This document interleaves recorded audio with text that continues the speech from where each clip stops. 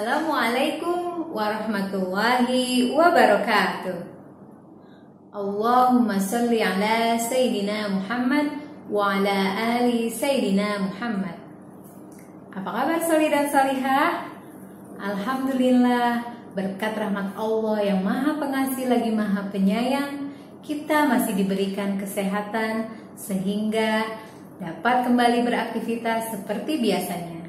Salawat dan salam tak lupa kita kirimkan kepada manusia paling mulia, Nabi Muhammad Sallallahu Alaihi Wasallam, yang telah membawa umatnya minaz zulumati ilan nur. Soli dan solihah, sebelum kita mulai pembelajaran hari ini, marilah kita berdoa terlebih dahulu agar ilmu yang kita dapat berkah dan bermanfaat. Bismillahirrahmanirrahim. Rabbi zidni ilma warzuqni fahma waj'alni minas sholihin. Ya Allah, ya Rabbku, tambahkanlah aku ilmu dan berikanlah aku kemampuan untuk memahaminya, dan jadikanlah aku termasuk golongan orang-orang yang soleh. Amin. Soli dan solihah, sudahkah kalian melakukan kebaikan hari ini? Masih ingat kan Quran surat Al-Isra ayat 7 yang berbunyi, In ahsantum ahsantum li anfusikum wa in asa'tum falaha فإذا جاء وعد الآخرة ليسوءوا وجوهكم وليدخلوا المسجد كما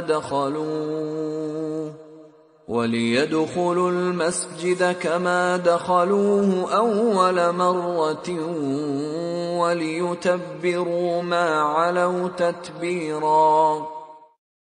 Yang artinya adalah, jika kamu berbuat baik, berarti kamu berbuat baik bagi dirimu sendiri. Dan jika kamu berbuat jahat, maka kejahatan itu bagi dirimu sendiri. Dan apabila datang saat hukuman bagi kejahatan yang kedua, kami datangkan orang-orang lain untuk menyuramkan muka-muka kamu dan mereka masuk ke dalam masjid, sehingga musuh-musuhmu memasukinya pada kali pertama dan untuk membinasakan sehabis-habisnya apa saja yang mereka kuasai. Pada ayat tadi, Allah Subhanahu wa Ta'ala memerintahkan kita untuk berbuat kebaikan, karena jika kita berbuat baik, maka kebaikan itu akan kembali kepada kita. Begitu juga sebaliknya, jika kita berbuat keburukan, maka keburukan itu akan kembali kepada kita. Nauzubillah min dzalik. Nah, dalam kehidupan sehari-hari, kita wajib melakukan kebaikan. Contohnya dalam bermusyawarah. Tapi soli dan solihah sudah tahu apa itu musyawarah?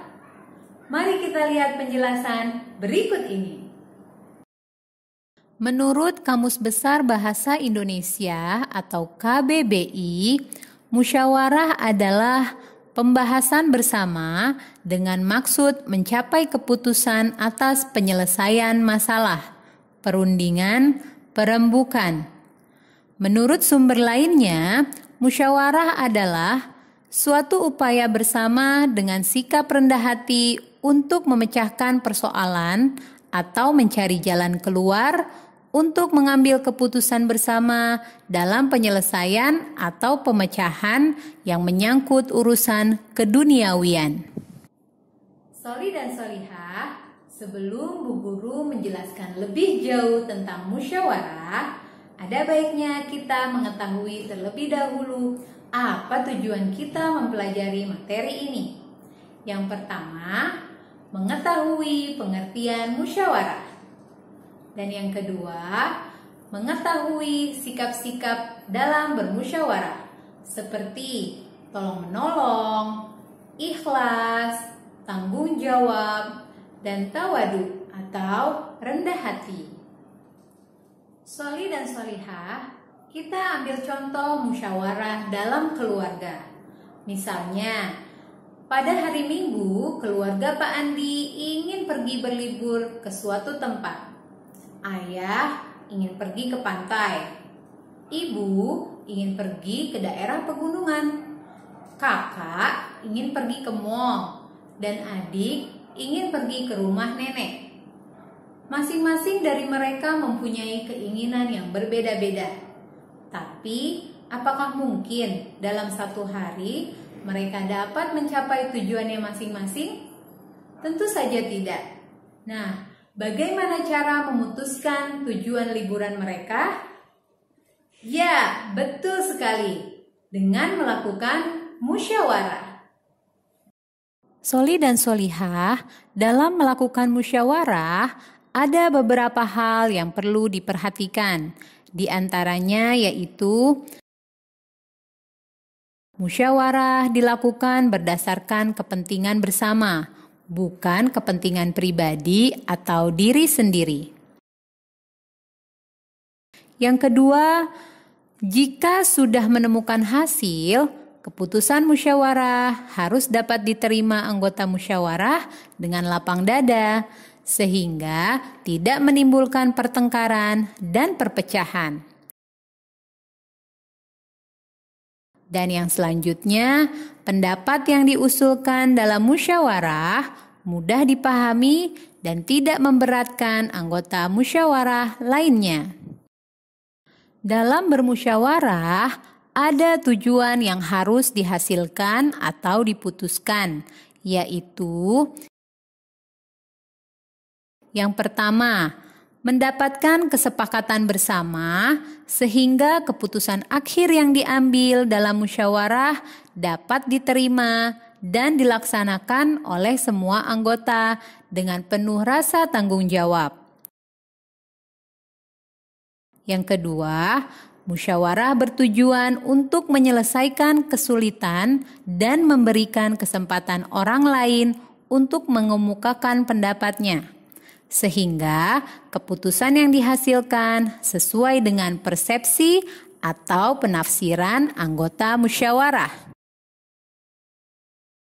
Soli dan solihah, dalam bermusyawarah tentunya ada beberapa manfaat yang dapat kita rasakan.